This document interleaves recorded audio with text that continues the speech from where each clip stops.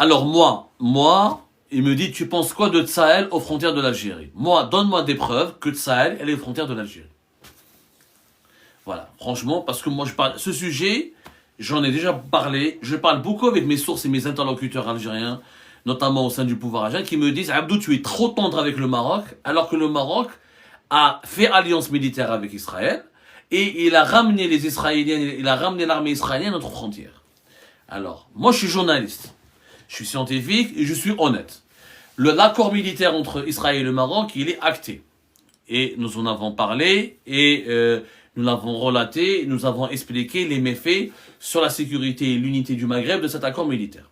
Le Maroc, il a approfondi sa relation militaire avec Israël. C'est une vérité que nous avons proclamée et que nous avons évoquée et que nous avons même, et j'ai même débattu avec des interlocuteurs marocains, dans des interlocuteurs marocains, sur X par exemple, sur TikTok, sur Facebook et ailleurs, sur les excès et les dangers que peuvent représenter ces manœuvres militaires entre Israël et le Maroc. Mais bon, quand tu me dis il y a l'armée israélienne à la frontière, il n'y a pas de preuve. Ça, c'est du fantasme. Ça, c'est de la manipulation. Est-ce qu'il y a une photo satellite? Est-ce qu'il y a un document qui le démontre?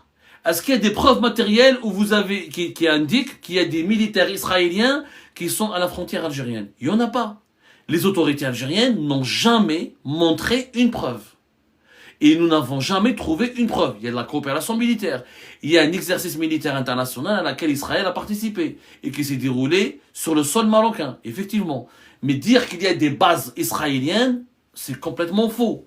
Il n'y a pas de preuves. Il n'y a vraiment pas de preuves. Si vous avez des preuves, montrez-les. Moi, je serai le premier à les dénoncer. Un allium, t'attendais des preuves matérielles, des photos satellites, des photos, des trucs trafiqués avec l'intelligence artificielle, etc. Des bases militaires, ça saurait. L'Algérie, elle a récemment envoyé dans le ciel un satellite de surveillance. Nous avons déjà quelques satellites de surveillance. On travaille avec les Russes et les Chinois. Si l'Algérie vraiment avait des preuves et des indices que l'armée israélienne était à ses frontières, vous pensez que Tebboune et Shengriha se seraient privés du plaisir d'accuser le Maroc de préparer une attaque contre l'Algérie, d'être le chien ou le caniche des Israéliens? Ils ne se seraient pas privés de ce plaisir. Il y a beaucoup de fantasmes, qu'on le voit, et de mensonges de part et d'autre. Oui, il y a une coopération militaire maroco-israélienne. Oui, elle est problématique. Oui, elle peut être contestée, elle peut être contestable. Mais il n'y a pas un déploiement militaire israélien au niveau des frontières algéro-marocaines. Ça, c'est faux. Ça, c'est une fake news. D'ailleurs, on a fait des révélations sur Algérie par maintes reprises. Les États-Unis d'Amérique, depuis 2023, ils ont fait une médiation entre l'Algérie et le Maroc, et les Américains, jusqu'à maintenant, avec l'administration de Joe Biden, comme avec l'administration de Donald Trump, ils ont donné des garanties et des promesses qu'il n'y aura pas de soldats israéliens à côté des frontières algériennes. Les Américains se sont portés garants. Et pour le moment, cet engagement est respecté. Il n'y a pas eu de soldats israéliens sur le sol marocain à quelques kilomètres de la frontière algérienne. Ça, c'est faux. S'il y a des preuves du contraire, publiez-les. C'est moi le premier qui va les repartager et qui va les dénoncer. Mais il n'y a pas de preuves. On a des preuves, une base émiratie en Mauritanie à quelques encablures de la frontière algérienne, c'est documenté. Il y a des preuves. Des bases militaires turques en Libye, il y a des preuves. Des bases des paramilitaires et des militaires russes en Mali, il y a des preuves. Ça, il y a des preuves. Des Américains et des Français qui faisaient des incursions militaires dans le Sahel et en Libye, etc. Il y a des preuves. Pourquoi? Parce qu'il y a des photos satellites, il y a des preuves, il y a des témoignages, il y a eu des indices. Mais la présence militaire israélienne au Maroc, elle est fantasmée. Elle est fantasmée. Le Maroc a fait une alliance militaire avec Israël pour contenir l'Algérie, pour effrayer le régime algérien. Mais il n'a pas éprouvé la nécessité de demander à l'armée israélienne d'aller jusqu'aux frontières de l'Algérie, parce qu'il n'y a pas de guerre entre l'Algérie et le Maroc. Je vous rappelle, il y a un statu quo, il y a une guerre froide, il y a de la méfiance, mais il n'y a pas de guerre déclarée. Donc soyons honnêtes, arrêtons de véhiculer des fantasmes. Rahim 07, comme James Bond 007. Pourquoi, d'après vous, le régime d'Alger a voulu passer sous silence la réunion de Madrid? Bah, parce qu'il est gênant. D'abord, il n'a pas passé sous silence, puisqu'il y a 24 heures, 48 heures, on a demandé aux médias algériens, comme tout sur l'Algérie, d'expliquer la présence d'Ahmed Attaf et des représentants d'Ahmed Attaf et des représentants du ministère algérien des Affaires étrangères à cette réunion de Madrid. Je répète, la réunion de Madrid, c'était quoi? C'était récemment, la semaine dernière, je crois que c'était le 8 février, c'est ça? C'est même pas, c'était il y a une semaine. C'était le 8 février, vous me donnerez la date, j'ai oublié la date. Les États-Unis d'Amérique ont organisé pour la première fois, c'était la deuxième fois, parce qu'il y avait déjà une réunion aux États-Unis d'Amérique, dans une ville américaine qui n'était pas à Washington, entre une délégation du Polisario qui a été reçue par les autorités américaines. Et il y a eu une première entrevue, des premières négociations. À Madrid, au sein de l'ambassade des États-Unis d'Amérique à Madrid, il y a eu le premier round de négociation, la première table de négociation. Alors, l'Algérie, elle est dans la gêne. Pourquoi? Parce que l'Algérie n'a jamais voulu négocier directement avec le Maroc. Le régime algérien, il ne veut pas, pour lui, c'est pas un problème. La propagande, la version officielle de la propagande en Algérie, c'est quoi? C'est que le conflit du Sahara occidental est un conflit entre le Polisario et le Maroc. L'Algérie n'est pas impliquée. L'Algérie soutient un principe qui est inscrit dans le droit international, qui est l'émancipation des peuples opprimés ou des peuples colonisés. Et le droit des peuples le droit à l'autodétermination des peuples anciennement colonisés. Ce qui est vrai, c'est un principe qui existe, et l'Algérie l'a toujours soutenu. Sauf que l'Algérie a soutenu ce principe à géométrie variable. Au Kosovo, l'Algérie n'est pas pour le peuple kosovar. Alors au Kosovo, je rappelle, ils ont subi plus de persécutions que les Sahraouis. Vous allez voir les massacres qui ont été commis par les Serbes contre les Kosovars musulmans, c'était chaud. Et s'il n'y avait pas l'intervention de l'OTAN et des États-Unis d'Amérique dans les années 90, il y aurait eu de gros massacres. Il y a eu même des massacres, même des crimes contre l'humanité qui ont été commis au Kosovo, en Bosnie-Herzégovine. Donc l'Algérie, elle applique ce principe, la Tchétchénie. La Tchétchénie, c'est la même chose. La Tchétchénie, Poutine, il a massacré les Tchétchènes. Et les Tchétchènes, ils étaient colonisés par les Russes. Ils ont créé un État dans les années 90. La Russie les a écrasés. L'Algérie n'a jamais soutenu l'indépendance de la Tchétchénie. Donc, l'hypocrisie du régime algérien, c'est quoi? C'est que il veut faire croire à ses compatriotes, à l'opinion publique internationale, que le problème est entre le Polisario et le Maroc. Sauf que le Polisario sans l'Algérie n'existe pas. C'est l'Algérie qui arme, c'est l'Algérie qui finance. Ça, c'est des faits. Ça, c'est des faits. Moi, je l'ai écrit. Noir sur blanc. C'est des faits, c'est vrai, l'Algérie soutient. Donc, les États-Unis d'Amérique, ils sont pas bêtes. Ils ont imposé à Tebboune. Il y avait à la fin du mois de janvier Massad Boulos qui est venu à voir Tebboune et qui lui a dit, tu dois envoyer ton chef de la diplomatie à Madrid. On te le demande. Tebboune leur a dit, mais non, nous on n'est pas partisans de ce conflit. Non, pour les Américains, tu es partisan. Pour les Américains, le problème du Sahara occidental ne concerne pas que le Maroc et le Polisario. Il concerne le Maroc d'abord, l'Algérie ensuite, le Polisario après et la Mauritanie. Les États-Unis ont compris que ça n'a pas de sens pourquoi passer par le curé ou par le prêtre? Ils vont mieux s'adresser au bon Dieu. Le Polisario dans cette affaire du Sahara occidental, ce n'est que le curé et le prêtre. C'est l'Algérie le bon Dieu dans cette affaire-là. Donc les Américains veulent réunir les vrais décideurs pour trouver une solution. Et la solution au Sahara occidental, au problème du Sahara occidental, elle est entre les mains des Algériens, des dirigeants algériens, des dirigeants marocains.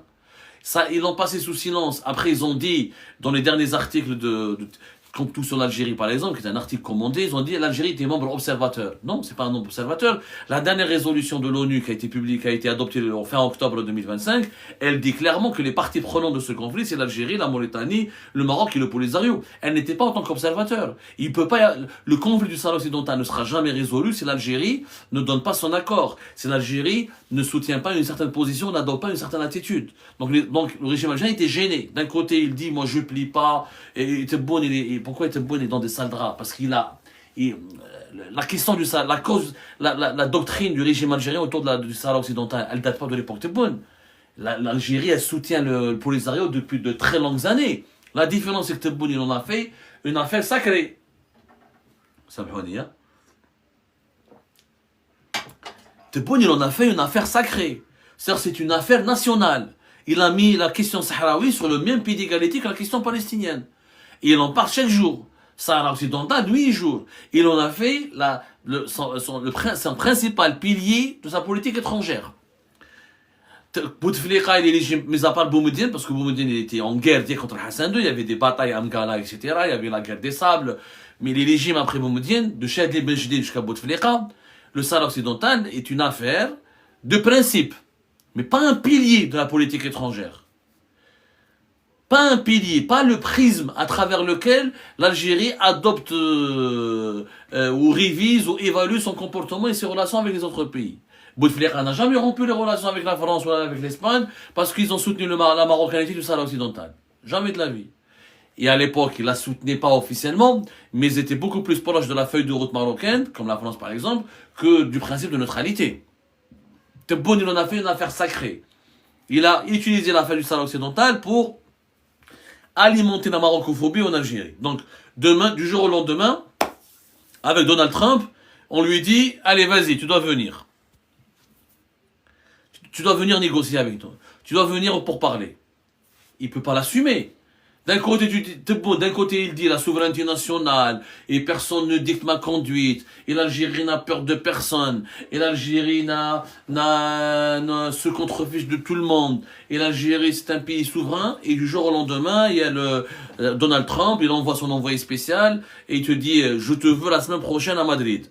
Et Ahmed Attaf, il est venu la veille à Madrid, il a assisté au pourparlers, et l'Algérie va assister à tout le processus. Pourquoi? Parce que c'est Donald Trump qui le veut.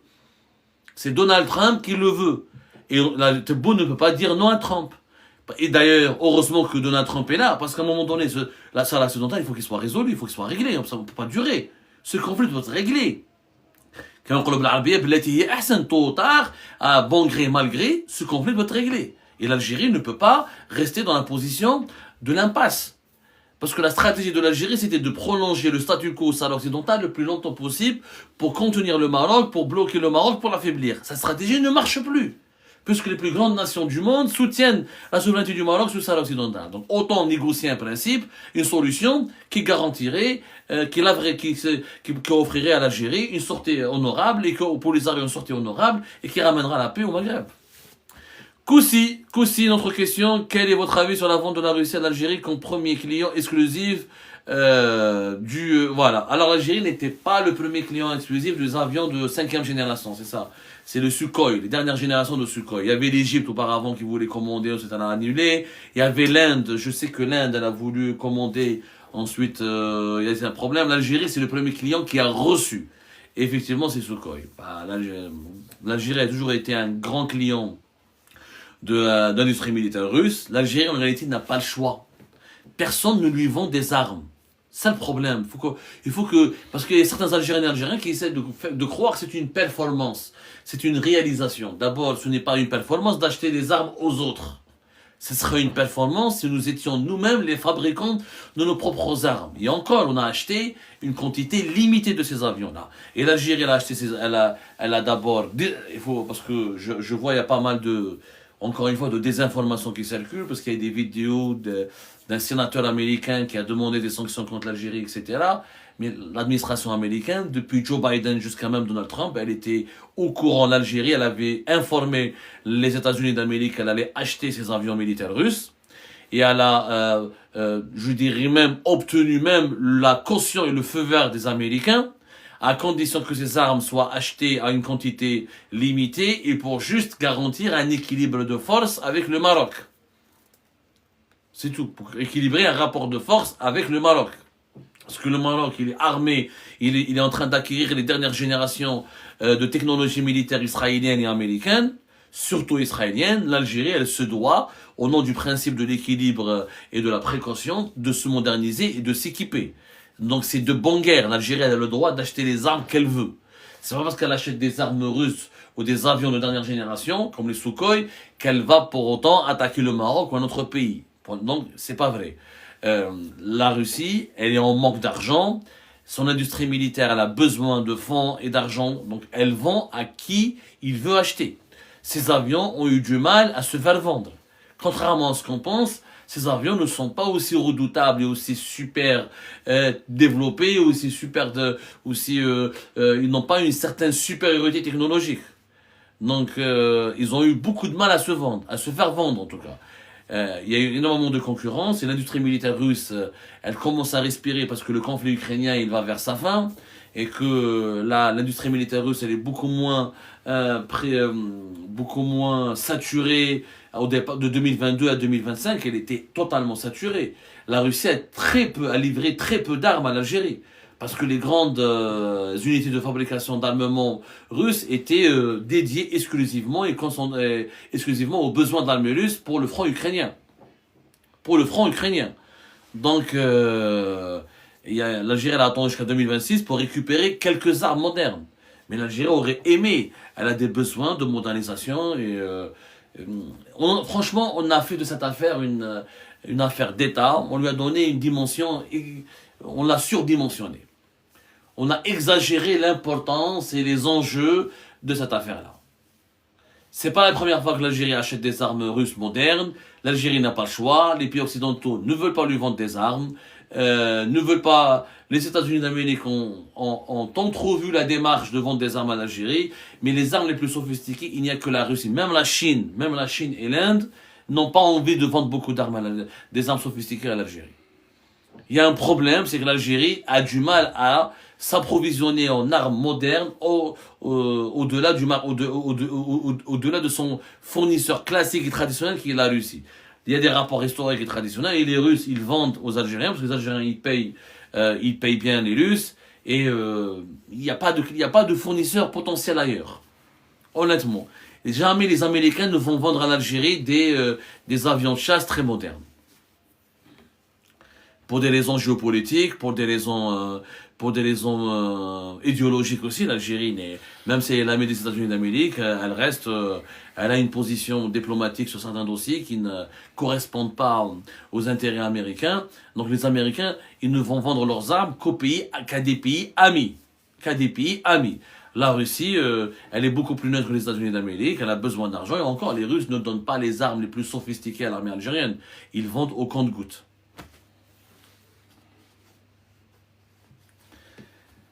Merci Rapti Rwazati. Est-ce qu'il y a d'autres questions? Le débat avec vous est toujours passionnant. Il est passionné parce qu'encore une fois, on sort de, comment dirais-je, on sort des limites classiques des médias et du journalisme et on essaye de s'attaquer à des sujets très complexes et on parle surtout des dessous de l'information. Alors, dans une émission classique, on n'a pas le temps d'expliquer tout ça. Alors, Abdel, est-ce que selon toi, l'Algérie sera obligée d'accepter que le Sahara soit un Marocain? S'il y a une résolution de l'ONU, oui. Si les Nations Unies finissent par reconnaître la souveraineté du Maroc sur le Sahara occidental, oui. L'Algérie ne peut pas passer outre, ne peut pas à elle seule affronter toute la communauté internationale. Mais pour le moment, on n'en est pas encore là. C'est que les Marocaines et les Marocains sont trop enthousiastes. Et eux aussi, ils versent dans des discours qui sont factuellement faux. Pour le moment, c'est pas encore acté. Le Sahara marocain n'est pas encore acté. Au niveau des Nations Unies, le Sahara n'est pas encore considéré comme marocain. On parle toujours du Sahara occidental. On parle toujours d'un territoire à décoloniser. Les deux autres membres permanents du Conseil de sécurité de l'ONU, la Chine et la Russie, même s'ils se sont beaucoup rapprochés du Maroc, même s'ils ne sont pas trop impliqués dans le soutien au Polisario, là ils tiennent pas forcément, ils n'ont pas vraiment une vision très pro-algérienne dans la question du Sahara occidental, ou c'est pas stratégique pour eux, mais pour autant ils n'ont pas encore cautionné officiellement la souveraineté du Maroc sur le Sahara occidental. Il y a une évolution positive de ce conflit vers les intérêts du Maroc et l'agenda du Maroc, mais c'est pas encore conclu. C'est pas encore enterré. Le Sahara occidental non marocain, c'est pas un problème non réglé. C'est pas un problème qui est définitivement réglé. Après oui, c'est la Russie et la Chine finissent par reconnaître la marocanité du Sahara occidental. Je pense que c'est plié, etc. Et l'Algérie ne peut qu'accepter le verdict de la communauté internationale. Enfin, le sujet du Sahara occidental, il passionne beaucoup, encore une fois. Mais c'est très difficile de trouver des journalistes objectifs sur ce conflit. Vraiment très très difficile. Et ça, le malheur. Encore une fois, ne lisez pas la presse algérienne, ne lisez pas la presse marocaine. Alors, le patron. Abdou, tu m'as déçu. En quoi je t'ai déçu, le patron? Est-ce que tu peux me dire comment je t'ai déçu? J'ai pas compris. Tu pourrais m'expliquer. J'aimerais bien te répondre. D'ailleurs, je ne vois pas pourquoi je devrais te décevoir. Je vois pas pourquoi je devrais te décevoir. J'imagine que c'est le sujet du Maroc, je crois. Si c'est le sujet du Maroc, est-ce que tu peux me dire à quel moment et pourquoi je t'aurais déçu? Sachant que je suis que journaliste. Hein. Je suis là pour informer, pour donner l'information, offrir un décryptage, une analyse. Je suis pas là pour prendre parti, encore une fois. Médoche, est-ce que le nationalisme et le populisme empêchent un développement véritable de l'Algérie? Je suis tout à fait d'accord avec toi, Médoche 45. Tout à fait d'accord avec toi. Moi, je crois au patriotisme, je ne crois pas au nationalisme. Moi, pour moi, le nationalisme est une idéologie dangereuse. Pour moi, le nationalisme, c'est le rejet de l'autre. C'est l'enfermement sur soi, c'est le repli sur soi, et c'est une hiérarchie, c'est privilégier le soi sur l'autre. Et c'est le rejet de l'autre, et ça peut être de la discrimination, le nationalisme ouvre la porte au racisme, à l'exxénophobie, à la haine, etc. Moi, je suis pour le patriotisme. Le populisme, alors là, c'est une maladie dangereuse. En Algérie, c'est devenu pire que le virus du Covid-19. C'est pire que le coronavirus. C'est vraiment pire, mais vraiment pire. Quand on voit comment Abdelmajid Tebboune parle, les mensonges, les faux chiffres, les fausses annonces, les manipulations, les déclarations mensongères, les déclarations totalement infondées, alors là, quand on voit des ministres qui Kamel Rizek, etc., le patron qui veut qu'on débatte avec lui. Le patron, est-ce que tu peux me poser des questions en direct? Je ne maîtrise pas encore l'outil du débat, le live. Je préfère que tu me poses la question en direct parce qu'on ne maîtrise pas. C'est pas de la censure, mais vraiment, je ne maîtrise pas. On parle le live, on met etc. Après, s'il se passe quelque chose, je ne pourrais pas maîtriser. Moi, je préfère le patron que tu nous poses des questions. On vous a promis, avec encore un peu de maîtrise, un peu de temps, on fera des débats en live avec nous, nos abonnés, ou là, nos compatriotes, ou là, nos amis étrangers, etc. On a juste besoin de temps pour apprendre à maîtriser les outils. Donc le patron, tu peux nous poser des questions par écrit et je répondrai avec grand plaisir et tu m'expliques comment et pourquoi je t'aurais déçu. Alors je réponds, quand on voit ce que Kamel Zik, par exemple, les ministres algériens, les wali algériens, les hauts responsables, quand ils se déplacent sur le terrain, les visites sur le terrain, devant les caméras, ils bombent le torse, ils insultent, ils essaient de se montrer sévères, etc., alors que leur bilan est catastrophique. Le populisme, il a ruiné la crédibilité de l'Algérie actuelle. Il existait en Algérie depuis toujours. Mais à un moment donné, le populisme était content. Avant, par exemple, il y avait Sellel qui faisait des blagues, qui déconnait, qui faisait des déclarations populistes, etc. Mais voilà, il y avait certaines limites. Ça dépassait pas certaines limites. Avec l'Algérie de Tebboune, en personne, il est populiste. En personne. ويسب وكذا واللي يحقر الجزائر مازال ما ولداتوش يماه des expressions populistes, un langage de rue, une certaine vulgarité, encore une fois un discours qui est non maîtrisé, basé sur des fake news, beaucoup d'inexactitudes, des chiffres trafiqués, des fausses promesses. Ça vraiment, ça tue le pays.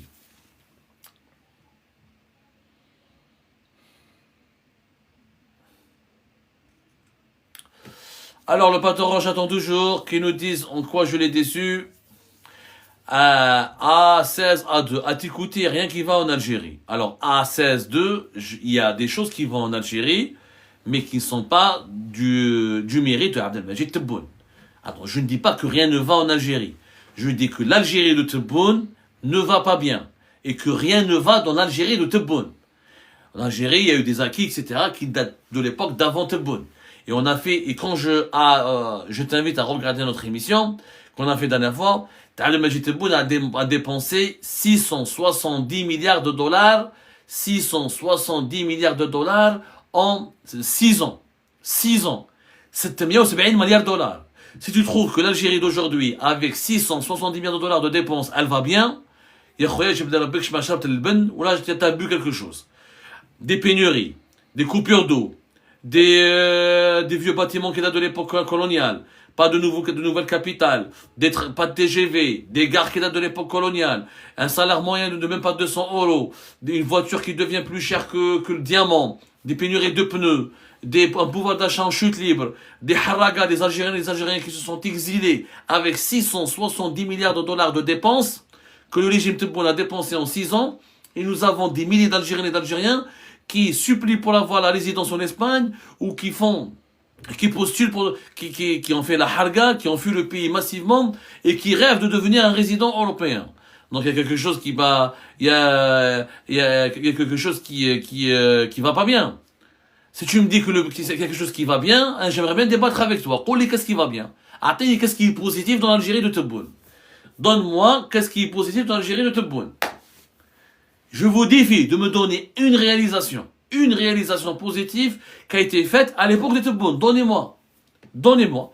Je suis prêt à débattre. L'Algérie de Bouteflika, oui.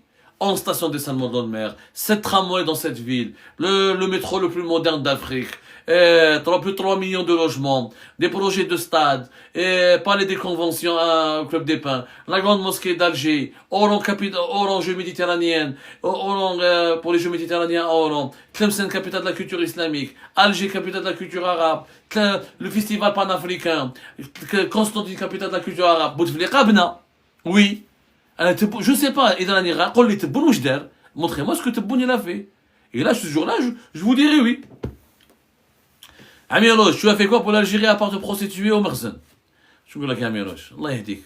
C'est dommage que tu portes le nom d'Amiroche, d'un grand personnage de l'histoire, et que tu t'exprimes avec autant de bassesse. C'est vraiment dommage. Je plains Amiroche qui se retourne dans sa tombe. Alors, qu'est-ce que l'huile de table? Azul Abdou, voilà. Le patron, il a disparu, il n'a pas voulu nous associer. J'aimerais bien, encore une fois, qu'il nous dise en quoi j'étais déçu. Il y a beaucoup de... Partagez, s'il vous plaît, partagez massivement ce live, s'il vous plaît, tapotez. Ne laissez pas ne laissez pas mettre l'homme chez son le live et leur signalement, etc. Alors, de AE, une analyse sur la détention du journaliste français Christophe Glaise. On a fait une dizaine d'analyses. J'ai fait une dizaine d'analyses, mon cher ou ma chère AE. AE. C'est original ça. Et c'est un otage. Christophe Glaise est un otage. C'est l'otage de Tebboune pour négocier avec les Français un accord. Un compromis. C'est un otage. C'est tout. Je l'ai dit, c'est un otage. Ce dossier, il est vide. Christophe Glaise, on lui reproche deux choses. De préparer un livre sur la mort d'Albert Bossé, le joueur camerounais qui est mort en 2014 dans des circonstances désastreuses et scandaleuses à Tizi Ouzou, l'ancien joueur de la GS4 Kabylie. Et il aurait pris 500 € de Farhat Mahani et du MAC pour les donner à la famille de Albert Bossé. C'est tout. C'est le seul crime, le seul tort de Christophe Glaise. Il n'a jamais été impliqué dans une enquête contre le régime algérien. Il n'est pas politisé. Il n'est pas ni proche de la droite ni de l'extrême droite. Il n'a rien à voir avec les lobbies anti-algériens. Il n'a jamais dérangé quoi que ce soit et quiconque en Algérie. C'est un otage. Tebboune le prend pour un otage. S'il y avait demain un autre journaliste, d'un autre courant, d'un autre média, il l'aurait pris Tebboune. Tebboune a besoin d'un otage pour arracher à la France un compromis ou une concession dans des dossiers chauds, comme par exemple le dossier d'MLTZ. Où il y a des mandats d'arrêt internationaux contre des officiers des services secrets algériens. C'est tout. C'est un otage. On l'a expliqué, on l'a dit 1000 fois. Dossier vide. La preuve que c'est un otage. Quand Ségolène Royal était à Alger, elle a été autorisée à aller le voir. Que lui. Pourquoi aller le voir? Parce qu'elle voulait constater de elle-même pour qu'il allait bien, qu'il était bien traité, qu'il ne lui manquait rien, et pour qu'elle rassure ses parents, et pour qu'elle rassure l'opinion publique française. Donc, ça veut dire quoi? Ça veut dire que c'est un otage. Il fallait donner des preuves qu'il est bien traité, qu'il est en vie. C'est comme un gang, une mafia qui a détenu quelqu'un. Et elle doit montrer des preuves de bienveillance, qu'il est traité avec bienveillance, pour qu'elle obtienne sa rançon. C'est un otage. Il y a plusieurs Français qui sont dans les prisons algériennes. Pourquoi Ségolène Royal est partie voir que Christophe Glaise et pas les autres franco-algériens ou français tout court? Parce que lui est un otage. C'est tout.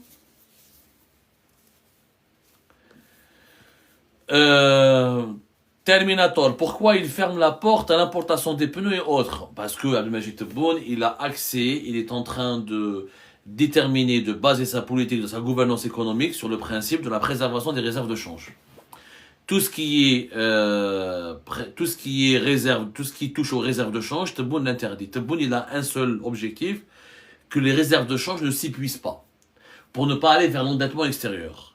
Comme Bouteflika, avant de partir, il a laissé une quarantaine de milliards de dollars dans les réserves de change, Tebboune Jetou Hashhouma, il a honte de laisser derrière lui un bilan économique désastreux, comme il n'a pas permis à l'Algérie de s'enrichir, comme il n'a pas su déconstruire l'Algérie, comme il n'a pas su transformer l'Algérie en un pays émergent, il veut laisser les réserves de change un matelas de sécurité.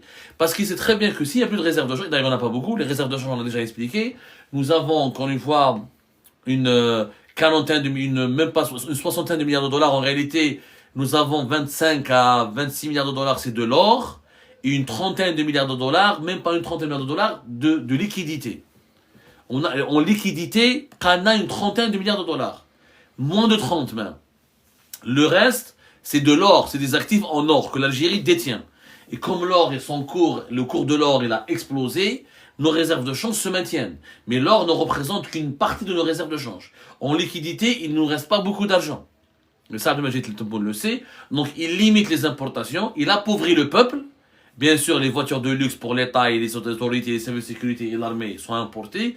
Mais l'Algérien mesquin, il peut ni une pièce détachée, ni un pneu, ni un petit véhicule. Voilà pourquoi. Alors, l'équipe, une autre question.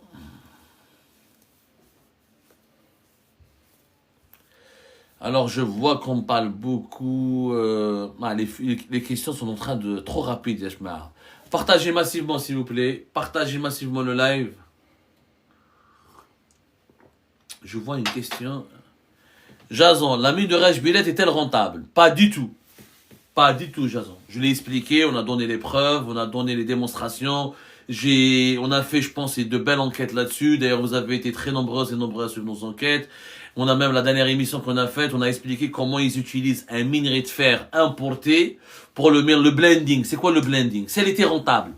Si Rajbilet pouvait être rentable, pourquoi ils font du blending à Oran pour le donner qu'est-ce qu'il a fait pour le vendre, pour le donner à Toshelli. Toshelli, il a fait quoi avec Toshelli? Ils ont fait quoi avec Toshelli? Ils ont ramené du minerai de fer qui est pur, qui n'est pas pollué par le phosphore, ils l'ont mélangé avec le minerai de fer de Rajbilet à hauteur de 20-30% uniquement pour le minerai de fer de Rajbilet, et ça a donné un minerai de fer propre. L'Algérie, elle importe du minerai de fer pour faire le blending. Il faut attendre jusqu'à l'année prochaine apparemment pour voir est-ce que la déphosphoration, elle va marcher, ça va fonctionner à coût de 1,5 milliard jusqu'à 2 milliards de dollars avec les partenaires chinois. Ça va nous coûter très cher. Jalil Slama l'a expliqué, moi je l'ai expliqué, beaucoup d'experts l'ont expliqué, mais bon, Tebboune ne veut écouter personne parce qu'il veut faire croire aux Algériens et aux Algériens que c'est une belle réalisation. Parce qu'il n'a fait que cela. Comme il n'a pas eu d'autres idées, la seule idée de Tebboune est d'exploiter une mine. Et pour lui, c'est une performance. C'est-à-dire, au lieu de faire des énergies renouvelables, la bourse, les start-up, créer des usines industrielles, aller dans la transformation industrielle, transformation économique, technologique, etc. Comme il n'a pas de projet, il sait faire qu'une seule chose, c'est d'exploiter les mines.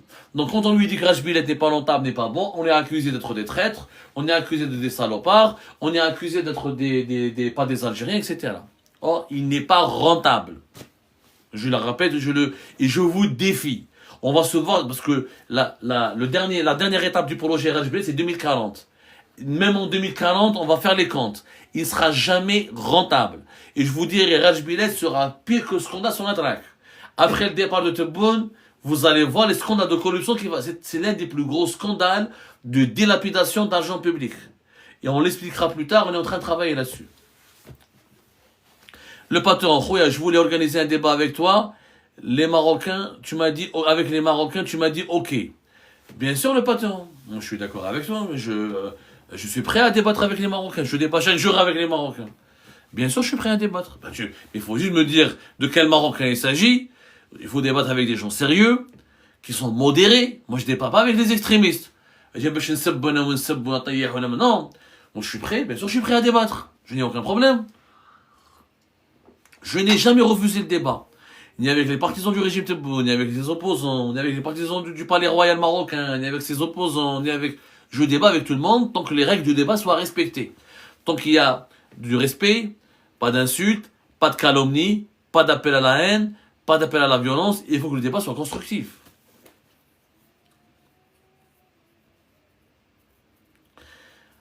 Alors, est-ce qu'il y a d'autres questions? Tu penses... Est-ce que Tebboune... J'ai vu une autre question tout à l'heure. Ah, t'aimes vraiment l'Algérie, honnêtement? 94 octobre. T'as 94 acrobate. D'abord, je n'ai pas approuvé. Pourquoi je devrais prouver si j'aime l'Algérie ou pas? C'est mon pays, c'est ma relation intime avec mon pays ne me concerne que moi. Et ça veut dire quoi aimer l'Algérie honnêtement? Ça veut dire quoi? Et d'aimer l'Algérie honnêtement, c'est embrasser le pied de Tebboune. Et dire que Tebboune est le meilleur président du monde. Et que tout ce que fait le régime Tebboune, c'est magnifique, c'est sexy, c'est joyeux, c'est très beau, etc. Avec l'amour, je te le garde. Tu te le gardes à mon ami. Pour moi, comme disait un grand philosophe américain, un véritable patriote est celui qui est prêt à défendre son pays, y compris contre son propre gouvernement. L'amour de l'Algérie, c'est de défendre les Algériens et les Algériens. C'est de défendre la vérité. C'est de défendre les libertés publiques et individuelles. C'est de défendre la démocratie. C'est de défendre les détenus politiques. C'est de dénoncer les emprisonnements arbitraires. C'est de dénoncer les atteintes aux droits de l'homme. C'est ça l'amour de la patrie. أما كري وان تو تري فيفا الجيري وتحيا عمي تبون أنا عمي تبون ما نحبوش. J'aime pas تبون. Donc إذا تبون il est écrit dans le Coran دايرو في القرآن وحنا ما قريناش ولا تبون هو ولا le pilier de l'Algérie أنا هذه ما نعرفهاش. Moi je sais que l'Algérie elle existait avant Tebboune, elle existera après lui. Donc c'est ma réponse la plus honnête d'ailleurs. Un avis sur l'extension du port phosphaté de Annaba et le développement de la ligne minière. Encore une fois, à eux, c'est de mettre la charrue avant les bœufs. Ce projet est encore une fois. Je l'ai expliqué hier. Regardez l'émission que nous avons fait hier sur Sonatrach. M. Abdelmajid Tebboune, on vous ment. En juin 2025, récemment, l'Algérie a donné un contrat avec l'Italien Saipem pour faire les études de faisabilité. On appelle ça un contrat FID, c'est-à-dire les études et tout ce qui est études et conception du projet phosphaté de Tbessa. L'étude n'a pas été terminée. L'étude n'est pas terminée. Saipem n'a pas livré son étude FID. Alors comment je vais construire un chemin de fer et faire l'extension du port minier alors que les installations de production du phosphate ne sont pas prêtes, n'ont pas été lancées. Rien n'a été fait de ça. C'est comme avec Rajbilet. Le minerai de fer, il est pollué, il n'est pas rentable, mais je fais un train à plus de 3 milliards de dollars. En réalité, presque 7 milliards de dollars. Ça n'a pas de sens. Ça n'a pas de sens. C'est pas le train qui va produire le phosphate et le fer. Le train ne va que transporter. Mais si le train ne va pas transporter le phosphate qui n'est pas produit, il ne sert à rien. Il faut que d'abord qu'on voit cette étude FID, l'étape FID de Saipem, cette étude de faisabilité, cette étude d'avant-projet, pour ensuite lancer l'EPC, c'est-à-dire l'étape de la construction, choisir un constructeur, des constructeurs mondiaux pour construire et pour créer et mettre en place le projet industriel de phosphate de Tbessa. Et ensuite, on en parlera. Mais c'est pas le train la priorité. La priorité, c'est qui va réaliser le projet de Tbessa, les infrastructures, la Oued Kibrit, Tbessa, etc. Qui va se charger de sa transformation, qui va se charger de sa commercialisation. On devait le faire avec les Chinois, de CITIC, depuis l'époque de Bouteflika. Le projet de phosphate n'est pas le projet de Tebboune, c'est le projet de Bouteflika. C'est Oued Qaddour, là, il a ramené la plus grande société en Chine. Les Chinois, il allait ramener, ils étaient prêts à dépenser 80% de ces 6 milliards de dollars nécessaires. On a chassé ces Chinois, on a saboté le projet. On a ramené 2 sociétés chinoises, on a expliqué qui étaient de piètre qualité et qui n'avaient pas les capacités financières pour mobiliser l'argent et les fonds nécessaires. Tebboune s'est énervé, il a compris qu'il a été arnaqué et qu'il a été flouté. Il a décidé de confier le projet à Sonatrach. Sonatrach n'est pas spécialisé dans le phosphate. Sonatrach, sa filiale Asmidal, elle est mal gérée, elle est catastrophique. Si c'est Sonatrach qui va gérer le phosphate de Tbessa, on est mal barré. On est mal barré. La preuve, Moi, je parle avec les faits. أنا ما نتكلمش بالمشاعر. أنا نتكلم بالحقائق. Moi, je parle avec les vérités. Fertial. Qui ne connaît pas Fertial dans le domaine des engrais? Parce que le phosphate, on va fabriquer des engrais phosphatés. L'Algérie, maintenant, maîtrise des engrais azotés. Avec Fertial, on avait le groupe espagnol Velamir. Ça marchait très bien. Depuis qu'il y a eu des problèmes avec les Espagnols et les autorités algériennes et Sonatrach, ils sont partis. Sonatrach, elle a racheté. Asmidal est propriété Sonatrach à 100%. Regardez Fertial, dans quelle situation financière elle se trouve. Catastrophique. La production a chuté, déréglée. Et le problème, il est l'une des entreprises les plus rentables de l'Algérie à l'époque, avec les Espagnols de Villarmir, du groupe avec les Espagnols, elle est devenue l'une des entreprises les plus instables. Alèche, pourquoi? Il faut se poser la question.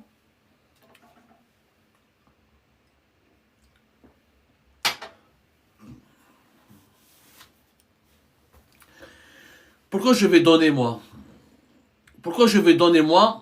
un projet à Sonatrach qui n'est pas dans le phosphate? Asmidal, elle est mal gérée. Dans les engrais, les deux usines, les deux sociétés qui marchent bien, Algéro Malhoumanine, Awa, et la Solfert, les Égyptiens les Égyptiens et les Émiratis, Fertiglobe. Tassawiris, Solfert à Oran, Awa, c'est les deux qui marchent et qui fonctionnent. Donc c'est pas normal de redonner ce projet à Sonatrach qui déjà avec sa filiale Asmidal, elle a du mal à gérer ses propres chantiers. Il faut revenir à l'étape de 2018 et rappeler encore une fois CITIC, c'est la seule solution. Loman, à ton avis, pourquoi on ne trouve pas les opposants marocains sur les réseaux sociaux? C'est faux. Il y a beaucoup d'opposants marocains sur les réseaux sociaux. Il y en a énormément. Il y a, au Maroc, ils ont même l'équivalent de MRDZ. Il vit au Canada. Depuis Montréal, il dénonce, il critique, il dénonce le Mkhzen, les hauts responsables du palais, etc. Il ne lâche personne. C'est complètement faux. Il y a beaucoup d'opposants marocains, ils ont des sites internet, ils ont des chaînes YouTube, certains ont fait de la prison au Maroc, ils sont réfugiés à l'étranger, etc. Ils parlent et s'expriment, c'est tout.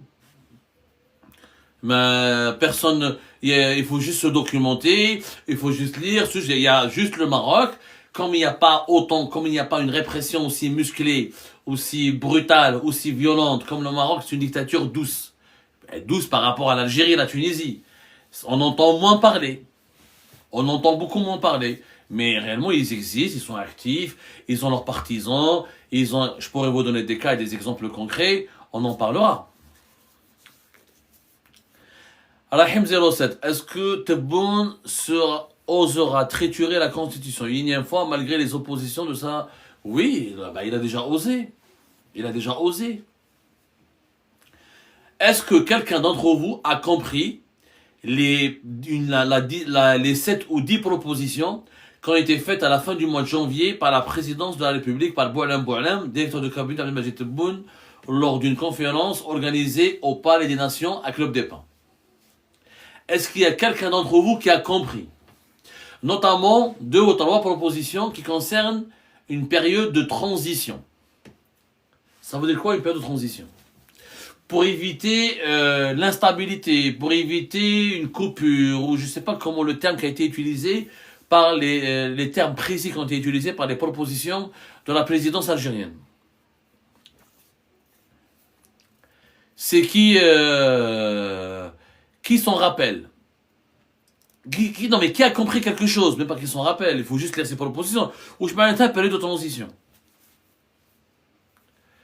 Bien sûr qu'il a envie. Il a envie de rester au pouvoir, 2 années supplémentaires, on l'a expliqué, on a donné les mécanismes, on a fait des révélations, on avait même expliqué de quel article de loi ou quel article de la Constitution il allait être utilisé, et comment cet article de la Constitution il a été bloqué, et pourquoi ça n'a pas réussi par la suite, parce qu'il y a l'opposition de l'institution militaire qui a dit non, on ne veut pas d'un bout de fléchabis, on ne veut pas courir le risque de connaître, de subir la même crise politique que celle de février 2019.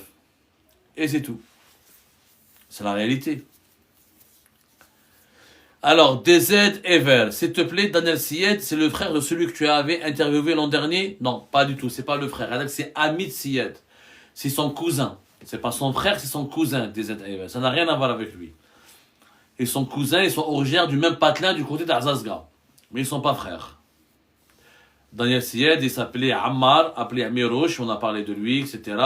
Il est parti vivre, il a émigré en Suède très jeune, alors que Hamid, il est venu s'installer en France. Jésus. C'est dur quand Jésus te pose une question quand même, t'as peur. Hein. Quand Jésus te pose une question et te dit, pensez-vous qu'il y aura un mur entre l'Algérie et le Maroc? C'est à vous, Jésus, de nous dire, de nous répondre en fait. Non, il y a pas de mur, il y a déjà des tranchées. Il y a un mur idéologique, il y a un mur politique, il y a un mur diplomatique. C'est la vérité, il y a déjà un mur. Il y a déjà un mur. Physiquement, il y a des tranchées, mais déjà un mur. Je veux dire, même si demain les autorités algériennes ou les autorités marocaines veulent construire un mur, ça ne servira pas à grand chose, c'est de l'argent délapidé, puisque les deux pays sont déjà séparés par un mur, qui est le mur de la haine en ligne, de la manipulation, de la guerre diplomatique, de la guerre d'information, de la guerre froide et de la guerre psychologique. Ce mur existe là, existe déjà. Et justement, notre rôle à nous, l'élite, est de le faire tomber, ce mur. De le faire tomber pour que les deux pays puissent se réconcilier, parce que l'avenir de nos deux pays sont liés. Et la prospérité du Maroc ou la prospérité de l'Algérie ne pourra jamais avoir lieu, ne pourra jamais voir le jour si les deux pays ne coexistent pas pacifiquement et fraternellement. Hamtop ou Hamshop, où est Jelouslama? Il est en prison? Il a été emprisonné. Juste parce qu'il a dit dans une émission de télévision que ce projet pourrait ne pas être rentable, que ce projet rencontre des difficultés et il risque de ne pas être rentable. Il est en prison. Il est en prison. Vous vous rendez compte de la gravité de la situation? On a emprisonné un gars qui a juste un expert, économiste, patriote, intègre, chef d'entreprise, père de famille, juste parce qu'il a critiqué dans une émission de télévision avec des arguments scientifiques, en se basant sur la logique économique, le projet de Rajbilet. Le projet de Rajbilet est un projet sacré. Vous vous rendez compte de la gravité? C'est ça l'Algérie. C'est ça l'Algérie dont on doit être fier. C'est ça, aimer son pays, c'est se taire. Accepter cette injustice. Accepter cette hogra. Accepter cet arbitraire. Eh ben, alaikum.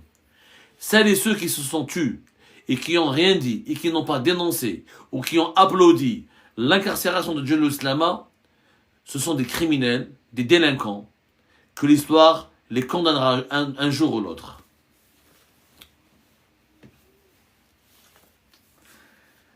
C'est un grand plaisir de vous retrouver, Ajma'at al-Khair. Le débat est très passionnant. N'oubliez pas de partager, n'oubliez pas de partager le live, n'oubliez pas de le tapoter surtout. Partagez au maximum s'il vous plaît. On finit à 23h30. Allez, encore un quart d'heure, 23h30, on arrête le live. Allez.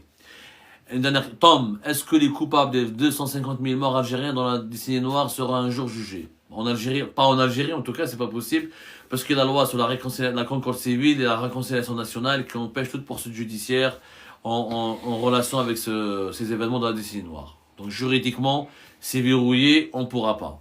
Il faudrait peut-être qu'il y ait un autre pouvoir, un autre président qui arrive, qui remet en cause et qui propose un autre référendum à la population, parce que ça a été voté, je rappelle, la concorde civile, ça a été voté, donc c'est pas un président de la République, c'est pas moral ou c'est pas, il n'est pas permis, même si légalement il peut remettre en cause toutes les lois et tous les engagements en Algérie, parce que le président de la République en Algérie il a de larges pouvoirs, il a toutes les prérogatives, mais il faudra passer par un autre référendum.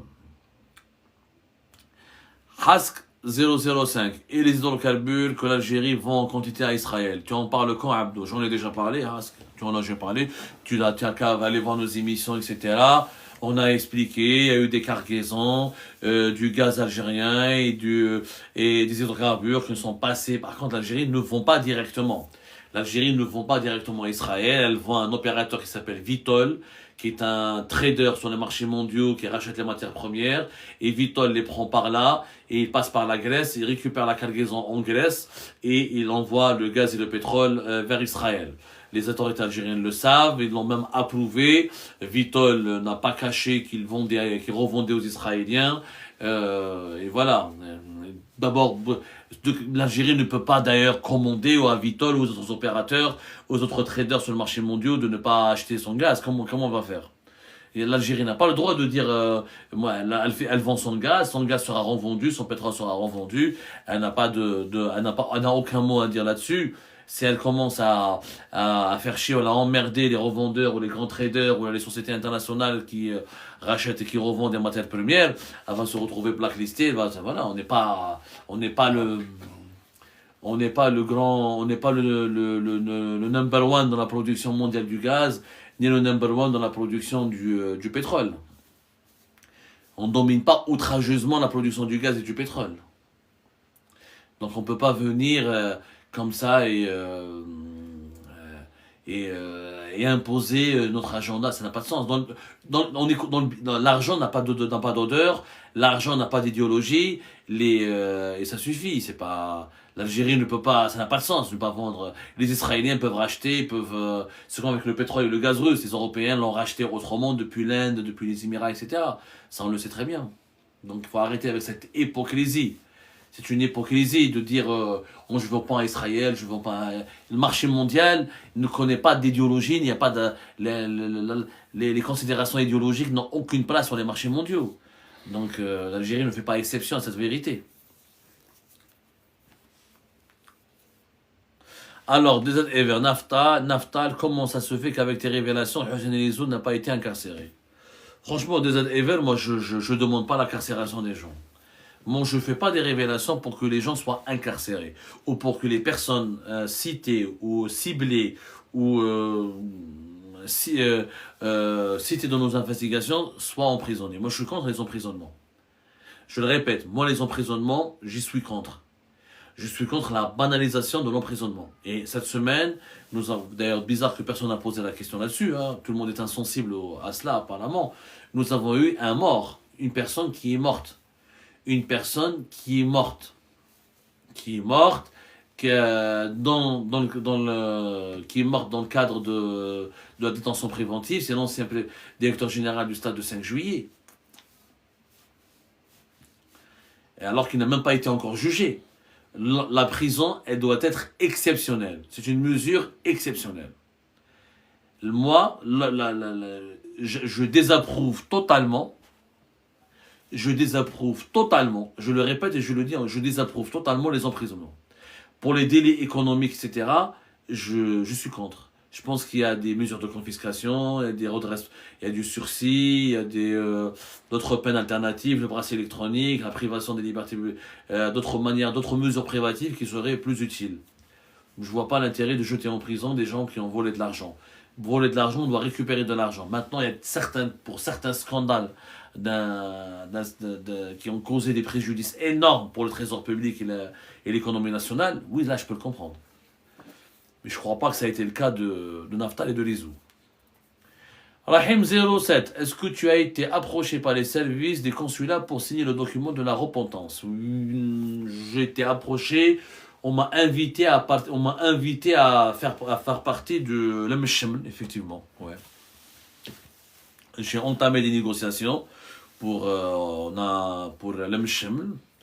On m'a proposé, j'ai négocié, et malheureusement les négociations n'ont pas abouti, puisque ce que j'avais demandé ne m'a pas été satisfait, et je n'ai rien demandé, à l'exception de 3 conditions: qu'on arrête de persécuter ma famille, 2, qu'on me garantisse que si je rentre en Algérie, on va pas m'emmener en prison, etc., qu'on me laissera m'exprimer, et travailler en tant que journaliste indépendant. C'est tout.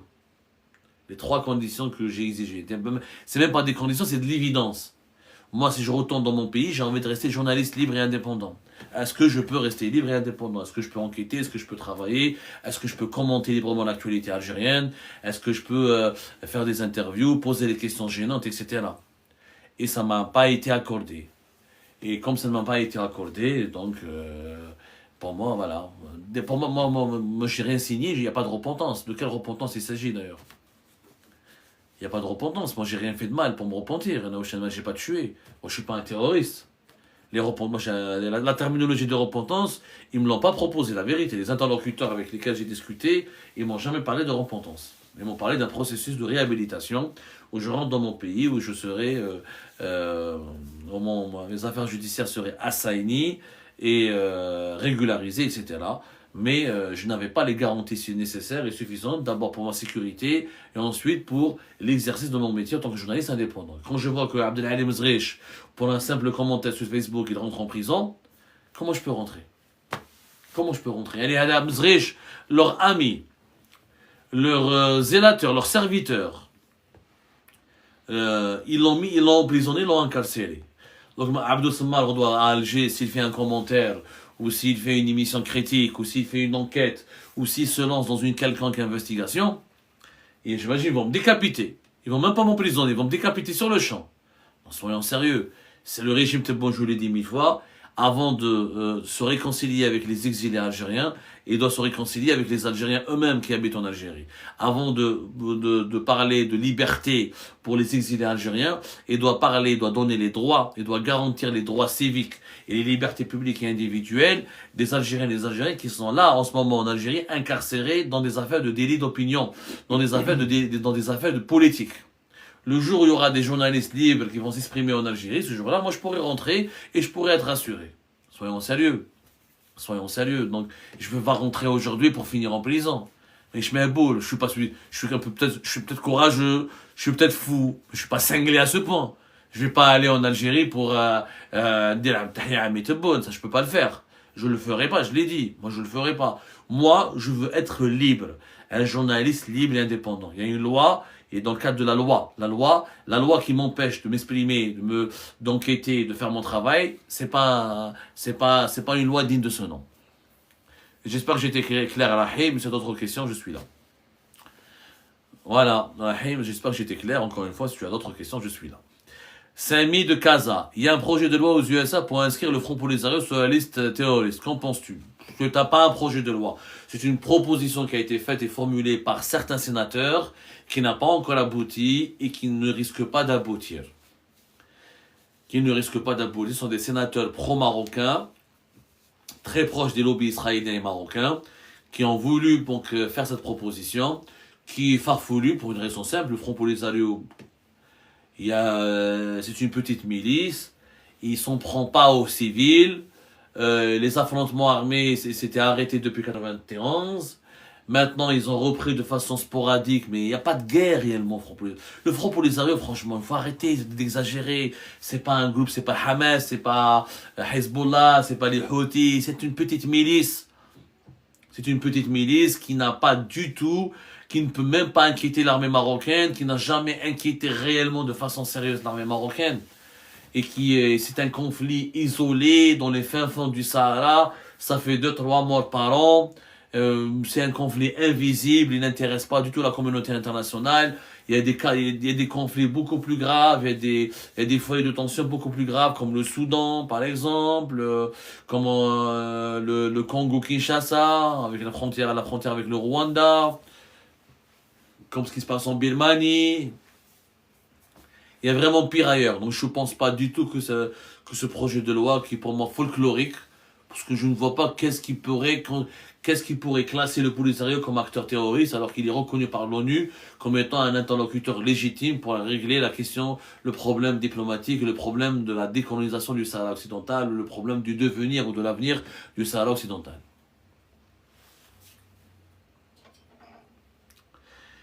Merci beaucoup Ejma'a de partager maximum ce live, ça a été un grand plaisir. Allez, dans 8 minutes on met fin.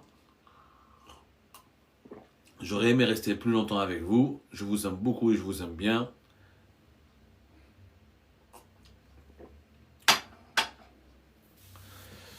Haït, Atamoros et les missiles sur Smala. Oui, mais c'est quoi comme missile, franchement? C'est des actrices isolées, c'est très rare où les missiles, où le Polisario tire. C'est vraiment, franchement, le Polisario fait, même en jouant à la PlayStation, il peut pas faire mal au Maroc. Faut arrêter, c'est un conflit. Il y a eu quelques missiles, comme les drones marocains, de temps en temps, ils neutralisent quelques personnes, mais c'est un conflit vraiment de très faible intensité. De très faible, attendez, il n'y a jamais eu d'attentat, en tout cas depuis 91, depuis plus de 30 ans, il n'y a jamais eu d'attentat sur le sol marocain, il n'y a jamais eu d'action clandestine sur le sol marocain, etc. Le Polisario n'a jamais été dangereux. Sur le plan militaire, il n'a jamais été dangereux. Donc franchement, soyons honnêtes, voilà. C'est vraiment la télévision algérienne, elle prend des images complètement falsifiées pour montrer le Polisario en train de tirer des missiles qu'il ne possède même pas.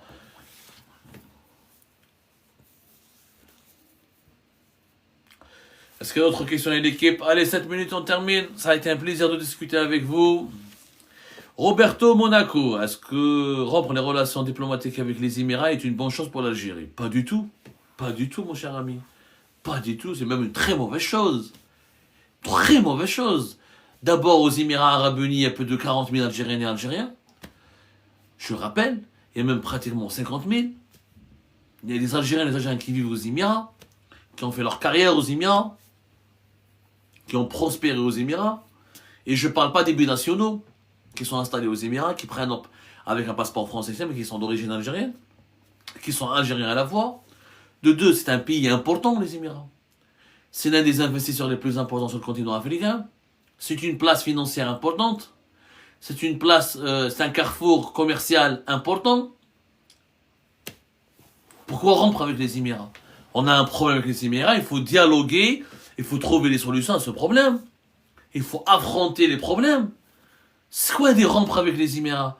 Les Émirats, c'est pas le Maroc, c'est pas la Tunisie, attention. C'est pas le Mali, c'est pas le Niger. C'est un pays hyper stratégique. Il y a des grandes multinationales qui sont basées aux Émirats. Il y a les plus grandes multinationales de ce monde, leurs divisions MENA, Moyen-Orient, Afrique du Nord, sont basées aux Émirats. On a des investissements très importants émiratis en Algérie. La plus importante usine de fabrication de véhicules militaires, c'est les Émiratis, avec l'armée algérienne. C'est les partenaires exclusifs de Mercedes en Algérie, pour l'armée algérienne, pour l'usine de Tiaret. Ou comment on va faire? Last time. L'exclusivité de la fabrication des cigarettes américaines en Algérie, c'est les Émiratis. Ce serait complètement con, c'est bête. Il ne faut pas rompre avec les Émirats, il faut dialoguer avec eux, leur trouver des solutions. Il y a un problème, il y a une solution. Il faut que l'Algérie défende ses intérêts, mais en dialoguant. À quoi ça sert d'avoir des diplomaties, des diplomates, des ambassadeurs? Moi, je comprends pas. À quoi ça sert d'avoir le ministère algérien des Affaires étrangères s'il faut rompre avec tous les pays avec lesquels nous avons un problème? Ça n'a pas de sens. Ça n'a aucun sens. La rupture, elle est une très mauvaise. D'ailleurs, Tebboune n'est pas capable de la faire. Regardez, s'il pouvait le faire, il l'aurait fait. Il commence par rompre, il a rompu les liaisons aériennes parce qu'il ne peut pas aller vers la rupture des relations diplomatiques. Pourquoi? Parce qu'il y a la Ligue arabe qui va se retourner contre lui. Et là, qu'on le veuille ou non, il y a quelques tensions entre Abu Dhabi et Riyad. Et ne vous inquiétez pas, les monarchies du Golfe, ils te font oublier. S'il y a des liens tribaux, il y a des liens familiaux, il y a des liens historiques. Dites à Tebboune de rompre avec les Émirats, et vous allez voir comment les conseils des monarchies du Golfe, comment il va se retourner contre l'Algérie, comment la Ligue arabe va se retourner contre l'Algérie, comment l'organisation de la conférence islamique va se retourner contre l'Algérie.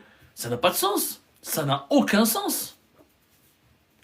Quelle est la solution pour toi pour l'Algérie actuelle? Mais c'est pas le temps de laisser les 4 dernières minutes, la solution. Mon cher ami, ça, il faut toute une émission. Et d'ailleurs, je ne cesse de proposer des solutions. La solution, elle se tient en 3 mots. Démocratie. Développement. Je dirais, il y a 3 D. Démocratie, développement et lutte contre le déclin. Hamlik est la solution pour l'Algérie. Donc, il n'y a pas une démocratie en Algérie.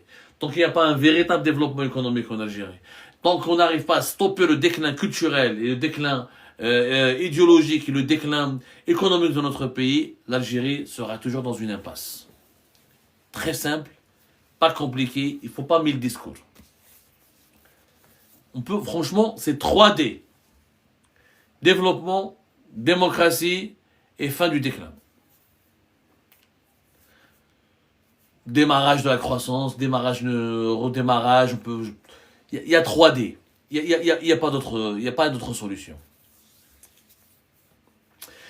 M'appelle comme je m'attelle encore 3 minutes. Allez, 3 minutes les amis. Allez, encore un dernier coucou. Partagez maximum ce live. أهلا وسهلا مرحبا بكم يا جماعة الخير. Ça a été un plaisir, merci beaucoup d'être présent ce soir avec nous. طولنا عليكم بزاف. Ça fait très longtemps qu'on n'a pas eu alors une autre question, j'allais dire ça fait très longtemps qu'on n'a pas fait ce live et ça fait plaisir de vous retrouver. Alors Maroc éternel, pourquoi vous avez pas osé attaquer le Maroc? J'ai pas compris. Il s'appelle Maroc éternel et me demande pourquoi d'abord j'attaque pas les pays, je critique. Je n'ai pas attaqué, moi je suis pas. Moi j'attaque, moi j'attaque pas, je suis pas un chien. Je suis pas un chien de garde. Je suis pas un loup, je suis pas un animal, je suis pas un chasseur, je suis pas un animal qui cherche une proie. J'attaque pas, je critique. J'ai critiqué le Maroc, j'ai critiqué les autorités marocaines. J'ai fait une émission avec un opposant marocain lors de des manifestations de la génération 212. C'était à la fin de l'année 2025. Et là, on a parlé de la dictature au Maroc et on a parlé des dérives dictatoriales au Maroc. Nous avons publié sur Algérie Part une enquête sur la fortune de Mohamed VI. Donc, c'est pas vrai. On critique le Maroc quand il est critiquable. On critique. On n'insulte pas. On n'attaque pas. On critique. L'Algérie, j'attaque pas le régime algérien. Je le critique. Je ne les insulte pas. Alors, j'ai jamais touché à la vie privée de Tebboune. J'ai jamais touché à la vie de ses enfants. Je les ai même défendus. Je n'ai jamais touché à leur honneur, à leur considération. Donc, je ne sais pas, je critique. Azmar Amal, arrête de faire semblant de ne pas avoir compris la question. Il parle de 2021. C'est-à-dire 2021. J'ai pas compris. C'est passé quoi en 2021? Nous avons toujours critiqué le Maroc quand il était critiquable. Et nous le critiquerons toujours. Et nous critiquerons toute autorité, toute entité, ou tout régime qui est critiquable. Mais on n'attaque pas. On n'est pas dans la haine. On est dans l'information. Les journalistes n'attaquent pas. Les journalistes critiquent, ils décortiquent, ils analysent, ils enquêtent, ils informent. Ils n'attaquent pas. Ils dénoncent les dérives. Oui, le journaliste dénonce. Quand le Maroc emprisonne des personnes pour leurs opinions, je le dénonce. Le jeune influenceur algérien sur TikTok ou qui a été emprisonné pour une vidéo gag, je l'ai dénoncé. Je l'ai dénoncé. Et j'ai appelé la justice marocaine à le relâcher. Et j'ai trouvé cet emprisonnement comme honteux. Donc je suis très sincère et très clair. Encore une fois, après, je suis algérien. Moi, ma priorité, c'est l'Algérie. Moi, je me bats pour changer mon pays.